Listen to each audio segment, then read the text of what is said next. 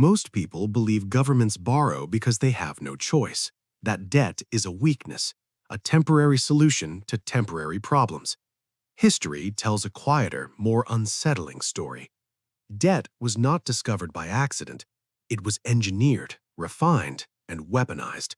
And once governments understood its power, they never let it go. In the last episode, we revealed inflation as a silent tax. Today, we go one step deeper. We uncover where governments learned this system and who showed them how borrowing could create loyalty, stability, and control all at once. This is not the story of a hero or a villain. It is the origin of a formula, one that still governs nations today. And it begins at a moment when a country was young, broke, and dangerously close to collapse. The year was 1789. The place was New York City, then the temporary capital of the United States. The Revolutionary War had ended, but victory came at a brutal price. The new nation was drowning in unpaid war debts owed to soldiers, farmers, merchants, and foreign powers like France and the Netherlands. Taxes were politically toxic. The federal government had no real authority, no credit history, and no trust from its own citizens. Many believed the American experiment was already failing. European observers expected collapse. Inside this financial chaos stepped a man who saw something others feared. He understood that the problem wasn't the debt itself, it was how the debt had been handled. What looked like insolvency to most looked like opportunity to him. Alexander Hamilton did not see debt as a liability to be erased. He saw it as adhesive, something that could bind a fragile nation together. Drawing lessons from Britain's war finance system after 1694, Hamilton recognized a dangerous truth. Governments that could borrow reliably could survive anything: wars, rebellions, even incompetence. Britain had transformed debt into power by creating long-term bonds and honoring them religiously. Creditors became stakeholders in the state's survival. Hamilton wanted the same. In 1790, from Philadelphia, he proposed something radical for a republic that had just fought monarchy: permanent national debt. Not emergency borrowing, permanent borrowing. His logic was calm, calculated, and deeply unsettling, because it worked. What Hamilton proposed shocked many of his contemporaries. The young republic had just escaped an empire built on debt and taxation, and now its own Treasury Secretary was suggesting a system that looked eerily familiar. His plan, formally presented in January 1790, called for the federal government to assume all state war debts and convert them into long-term federal bonds. To most citizens, this sounded reckless. Why lock the nation into obligations that might last decades? But Hamilton understood something subtle about human incentives. Once citizens held government bonds, their personal wealth would depend on the government's survival. Creditors would no longer merely tolerate the state, they would defend it. Stability would not come from patriotism alone, but from aligned financial self-interest. There were immediate winners and quiet losers. Bondholders, often merchants and financiers who had bought depreciated war debt from soldiers, stood to gain enormously if the government honored its promises at full value. Farmers and veterans, many of whom had sold their claims out of desperation, felt betrayed. The debate was fierce, especially in Congress during 1790 in Philadelphia. Critics warned that Hamilton was creating an elite financial class tied to government power. Supporters argued this was the price of credibility. Hamilton remained unmoved. Credit, he believed, was not a moral issue. It was an instrument. And without credit, the United States would remain weak, fragmented, and easy prey for European powers still watching closely. The most misunderstood part of Hamilton's strategy was interest. He did not see interest payments as wasteful. He saw them as the cost of trust. By paying bondholders reliably year after year, the government would signal discipline to both citizens and foreign lenders. Over time, this would lower borrowing costs, expand access to capital, and make future crises easier to navigate. It was a lesson Britain had learned through centuries of war. By the late 1700s, London's financial markets could fund global conflict because investors trusted the system. Hamilton wanted America inside that same architecture. What mattered was not eliminating debt, but controlling it. And once control existed, power followed naturally. Hamilton's critics believed they were debating finances. In reality, they were debating power. By consolidating debt at the federal level, Hamilton is quietly shifting authority away from the states and toward a central government strong enough to borrow, tax, and enforce repayment. This was not accidental. During the ratification debates of the late 1780s, Hamilton had already argued that lasting sovereignty required financial permanence. A government living crisis to crisis would always be weak. Debt, properly structured, created continuity. It forced long-term planning, it discouraged rebellion, and most importantly, it created a class of citizens whose wealth rose and fell with the health of the federal state.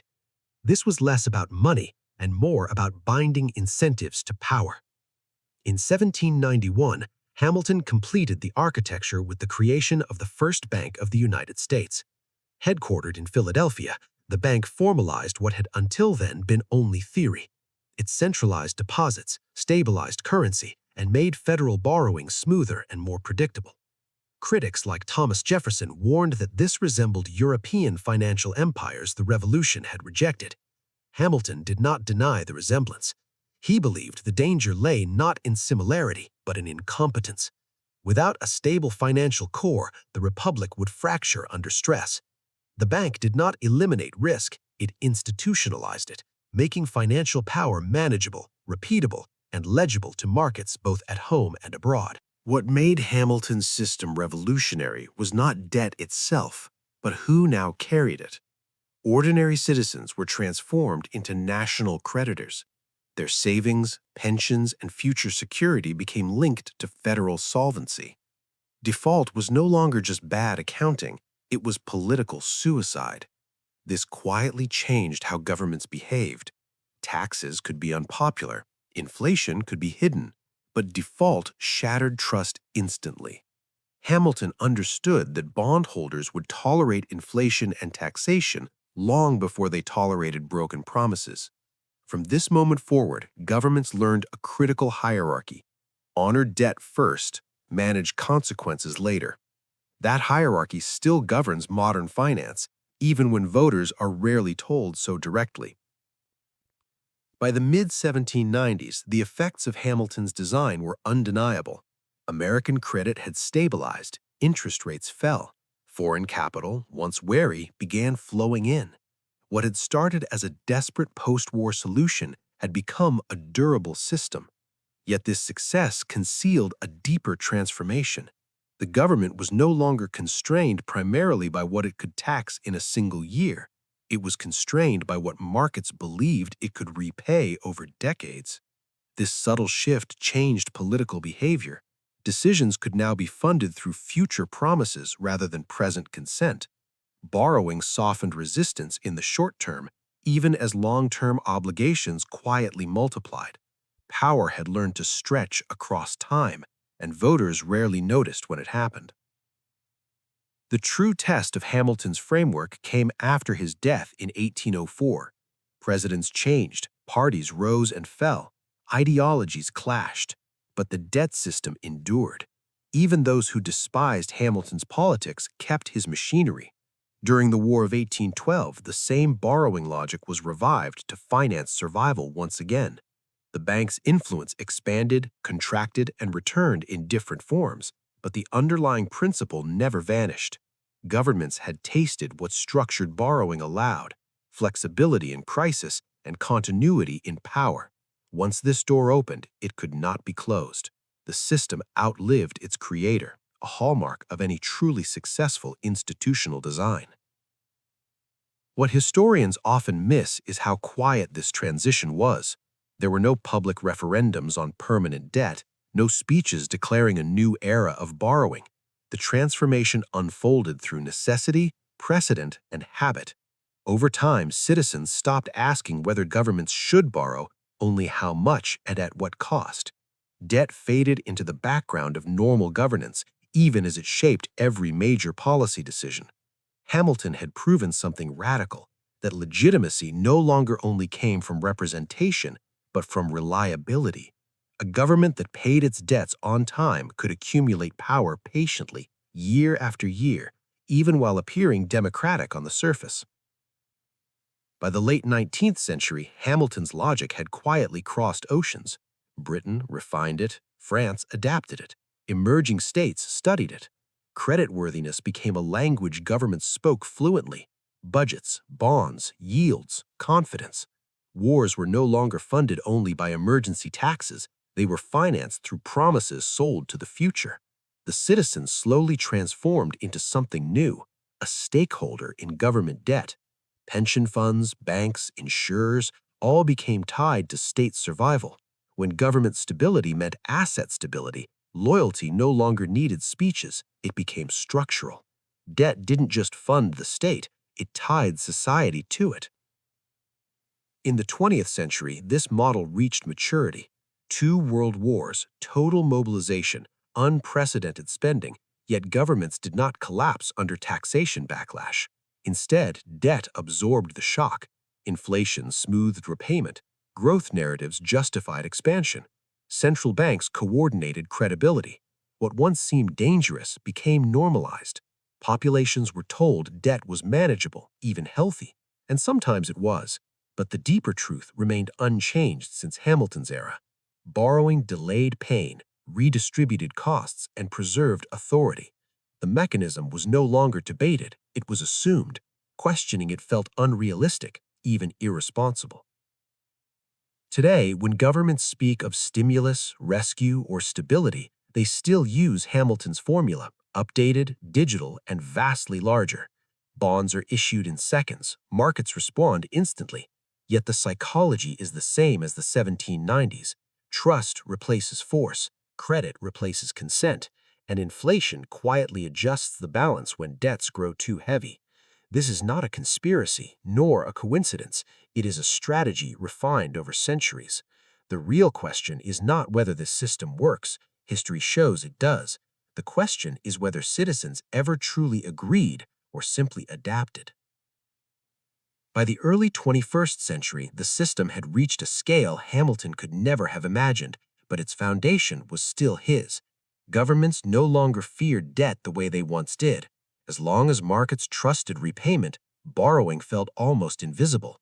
Central banks stood ready. Bonds found buyers. Inflation handled the friction. What used to be an emergency tool became routine governance.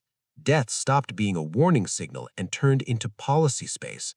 The public heard numbers in trillions and stopped reacting, not because they approved, but because the mechanism had normalized delay over resistance. Power in this system no longer comes from collecting money directly, it comes from managing expectations. If citizens believe tomorrow will absorb today's cost, stability survives. If creditors believe the state will endure, authority holds. This is why defaults are rare and feared, not for moral reasons, but structural ones. Collapse is not caused by debt alone, but by lost confidence. Hamilton understood this instinctively. The bond between state and lender must never break. Everything else, taxes, inflation, austerity, can be adjusted later, quietly, gradually. And that is the legacy governments still protect. Not a man, not a nation, but a formula. Inflation softens resistance. Debt spreads burden across time. Credit transforms obedience into participation. This is how modern states learn to grow without asking permission, to spend without immediate backlash, and to rule without visible force. Once you see this pattern, history stops feeling random. Crises, bailouts, stimulus, they rhyme. The question left hanging is simple and deliberately unanswered. In a system built on borrowed time, who ultimately pays? By now, the pattern should feel familiar rather than shocking. When war erupts, when a recession strikes, when political consensus fractures, governments do not reach first for taxes, they reach for credit. The mechanism is rehearsed, institutionalized, almost automatic. Bonds are issued, central banks stabilize demand, inflation absorbs the edge quietly. What makes the system resilient is not perfection, but adaptation. Pain is distributed thinly, unevenly, over years instead of all at once. Resistance fades because responsibility feels distant. This is not deception, it is design, refined over centuries and guarded because alternatives fail faster. Hamilton's greatest achievement was not solving a crisis, but teaching governments how to survive them. He showed that debt could bind citizens, investors, and the state into a single incentive system, one where collapse harms everyone, so everyone supports continuity. This is why the model endured. It does not promise fairness, it promises stability. And stability is what power values most. As the story closes, remember, modern finance did not emerge accidentally. It was learned, tested, and repeated. The next time a government borrows calmly in a crisis, you are not watching improvisation, you are watching history still at work.